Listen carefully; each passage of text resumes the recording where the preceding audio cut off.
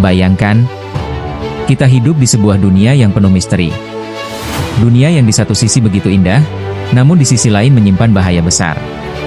Di antara kisah agung yang Allah ceritakan dalam Al-Quran, ada sebuah kisah yang melintasi zaman. Kisah tentang seorang pemimpin yang mampu membangun tembok raksasa. Namanya adalah Zulkarnain.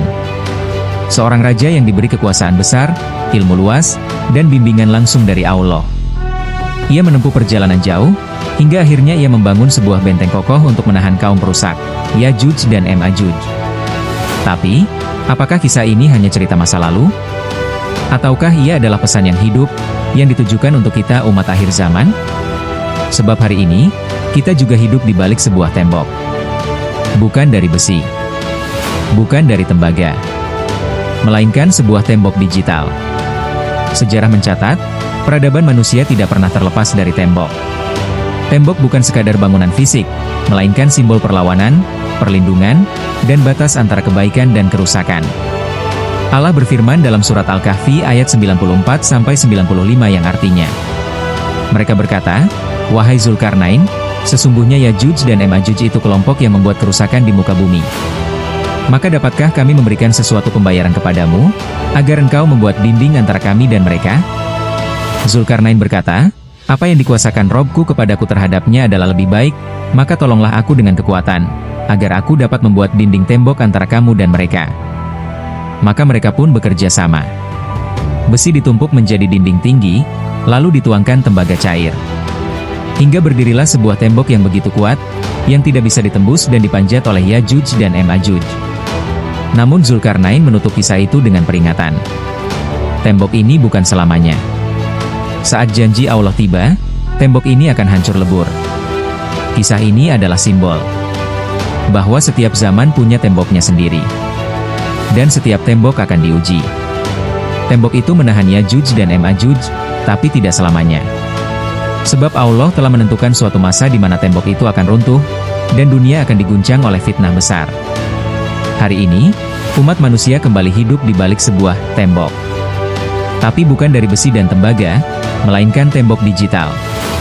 Tembok ini bernama internet, media sosial, algoritma, dan jaringan global yang melingkupi kehidupan manusia.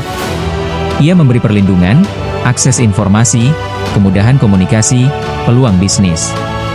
Ia juga menjadi pintu masuk kerusakan, fitnah, pornografi, ideologi sesat, konsumerisme, hingga normalisasi dosa.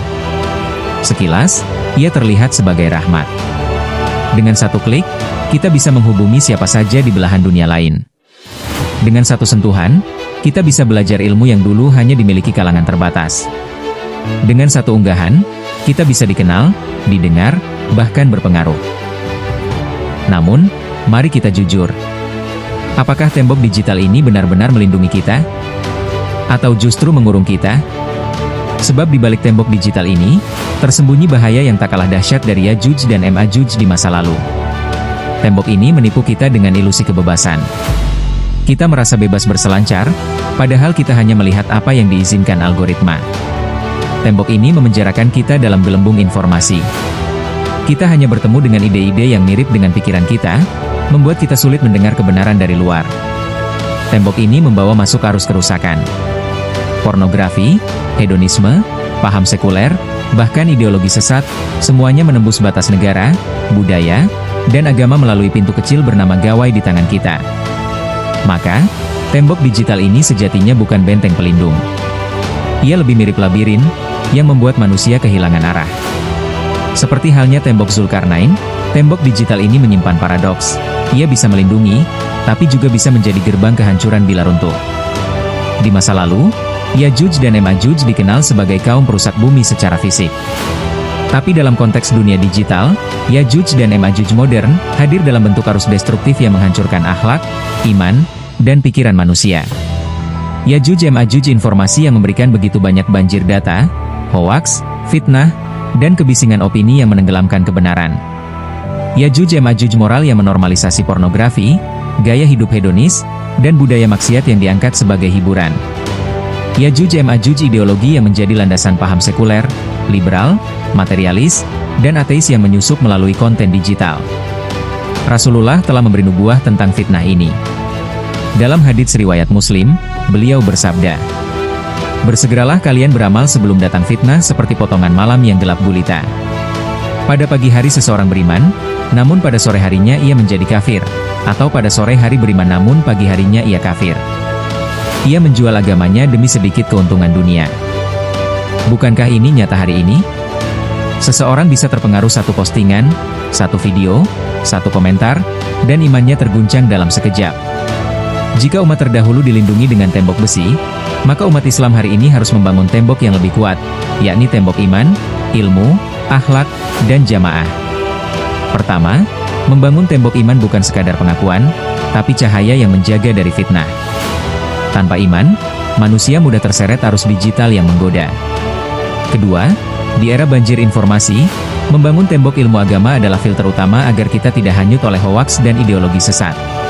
Ketiga, di dunia digital, membangun tembok akhlak menentukan bagaimana jari jemari menulis komentar, bagaimana hati menahan amarah, dan bagaimana lisan virtual digunakan untuk kebaikan. Keempat, penyebaran maksiat terang-terangan, sebagaimana sabda Nabi, tidak akan datang kiamat hingga manusia berlomba-lomba dalam membangun dan zina dilakukan terang-terangan seperti keledai di jalanan. Bukankah kini kita menyaksikan zina, syubhat, bahkan kekufuran disiarkan langsung di media sosial? Saudaraku, tembok Zulkarnain akhirnya akan runtuh, dan Yajuj Ma'juj akan keluar dengan kerusakan yang mengerikan. Begitu juga dengan tembok digital. Ia bisa runtuh, ia bisa berbalik menjadi alat perusakan global. Maka pertanyaannya bukanlah, seberapa kokoh tembok digital ini? Pertanyaannya adalah, apa yang kita bangun di balik tembok ini? Apakah kita membangun benteng iman, ilmu, akhlak, dan jamaah? Ataukah kita merobohkan benteng itu dengan tangan kita sendiri? Apakah kita menggunakan dunia digital untuk mendekat kepada Allah? Atau kita hanyut bersama Yajuj dan Ma'juj modern yang membawa fitnah tanpa batas? Kisah Zulkarnain adalah peringatan. Kisah Zulkarnain adalah cermin untuk umat akhir zaman. Dan di balik tembok dunia digital, kita semua sedang diuji. Ujian ini akan menentukan, apakah kita menjadi generasi tangguh, atau generasi yang hanyut, bersama arus fitnah akhir zaman.